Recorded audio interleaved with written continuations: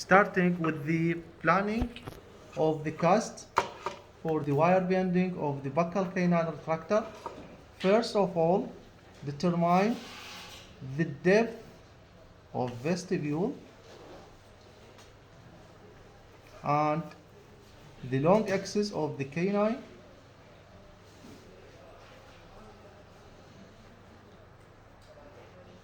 and the position of the coil of the buccal canine retractor should be just distal to the long axis of the canine and about 2 mm from the depth of vestibule with 2 to 3 mm diameter.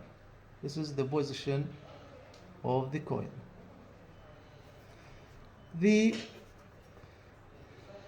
distal arm of the buccal canine retractor extend from the coil to the contact between the first and second premolar.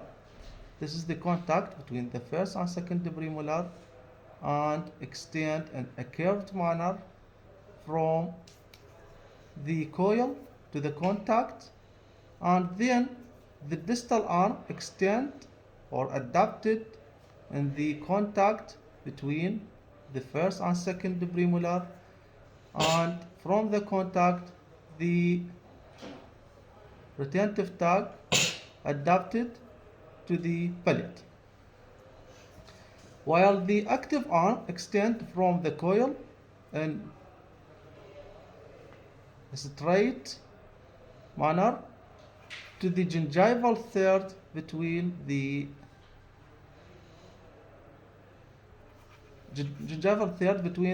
canine and the lateral with a non-traumatic coil. Now the wire bending begin with the forming of the coil. At the middle third or at the middle of the wire, you make the coil at the half distance of the pyramidal peak. The wire should be perpendicular to the layer, and begin with making your coil. The position of the active arm, whether it's upward or downward, it's not a problem, okay? There is no difference if it is upward or downward. After making the coil, you have to make the distal arm.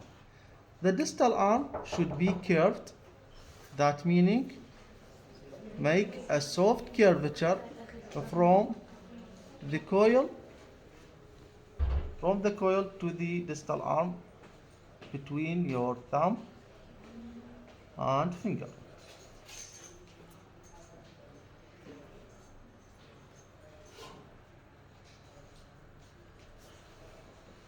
Now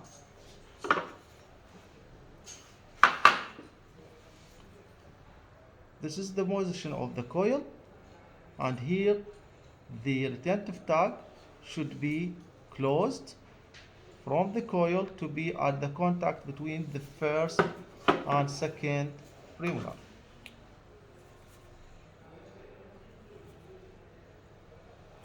Closing the coil.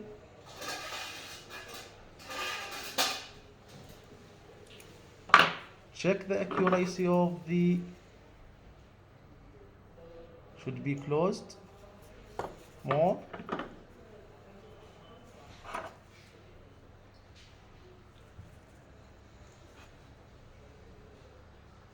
Okay, this is the distal arm and should be curved to maintain the movement of the canine distally within the line of occlusion. Okay, this is the coil and here is the distal arm. Now the occlusal part of the buccal canine retractor is determined, but before you making the bending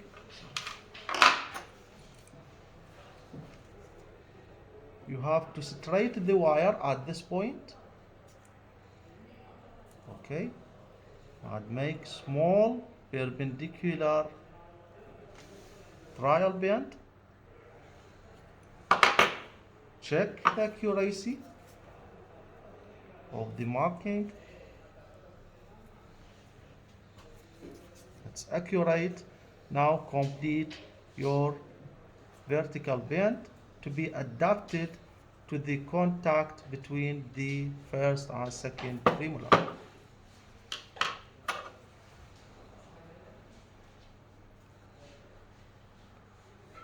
The coil should be horizontal and the bending is downward.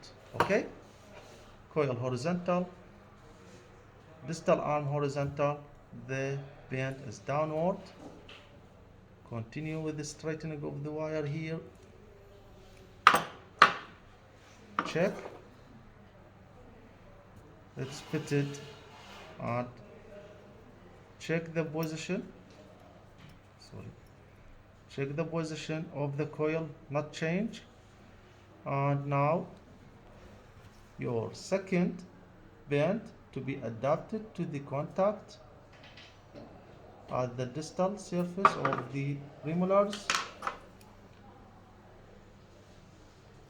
like the first small trial bend, and check.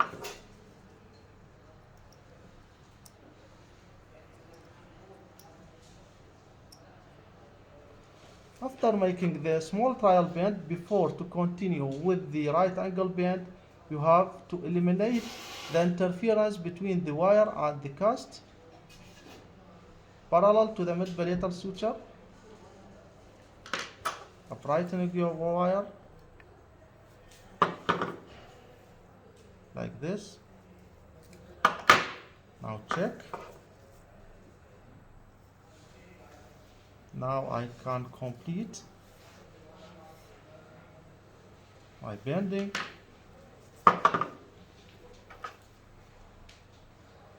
Small downward. Now begin after the occlusal part, the coil, distal arm, occlusal part, now the retentive tag. The retentive tag should be adapted to the pallet. So here I make a small curvature or smooth curvature in the retentive tag to be adapted to the pallet by holding the wire at the base of the player and make consequence or sequential bending to be adapted to the pallet. Now let's take the curvature of the pallet, check.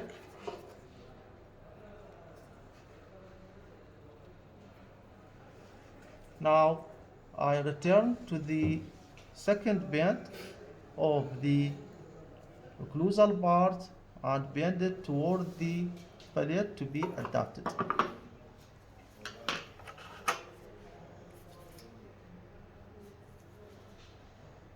Okay, check.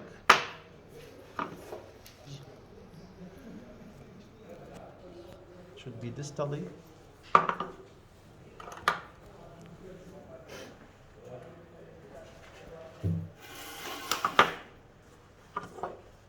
Okay. Now here is the coil, the curvature of the distal arm, the occlusal part, and the retentive tag. The retentive tag should be end with a small L shape toward the tissue surface to be embedded inside the acrylic with a 1 to 2 millimeter thickness, cutting the excess.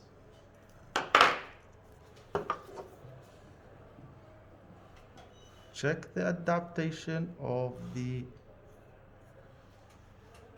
wire, should be closed more.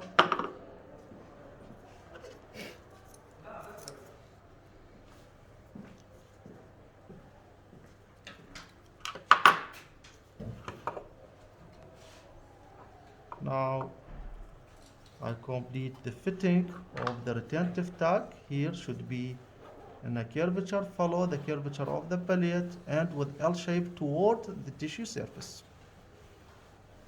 This is the retentive tag. Occlusal part adapted to the contact, the curvature of distal arm and the coil. Now I make the active arm. The active arm should be straight, extend from the coil to the gingival third of the mesial surface of the canine. First of all, I make straightening of the wire.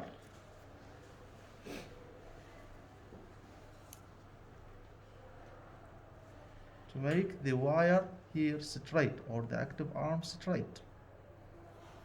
Now after straightening of the wire, determine the position of non-traumatic coil of the active arm.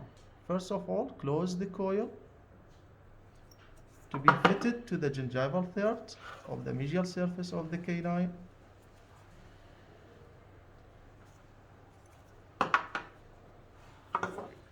Check.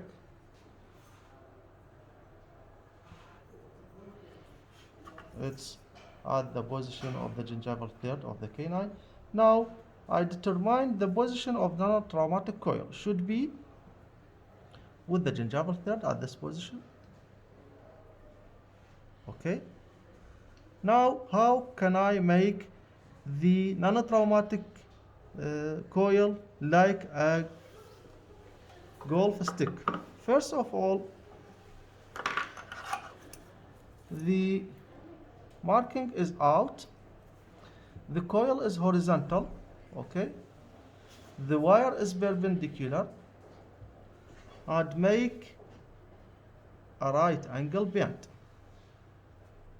Okay, the coil horizontal and the wire perpendicular to the layer and the coil bend. Now here you make a right angle bend. From the inside of right angle bend, from here, you make your non-traumatic coil. The round beak inside the right angle bend,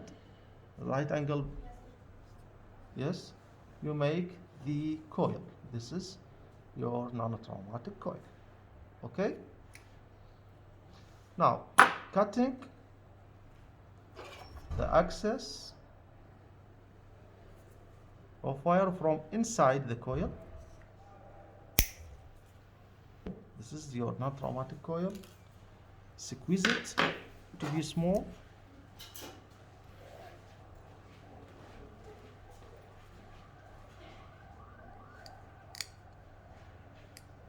After squeeze it, you check the position of the coil.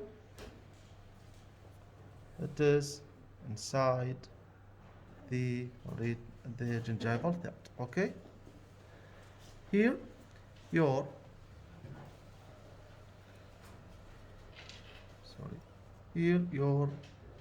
the buccal canine retractor composed of the coil, active arm straight and with non-traumatic coil perpendicular to the mesial surface, curvature in addition to the occlusal part and the retentive tag. Thank you.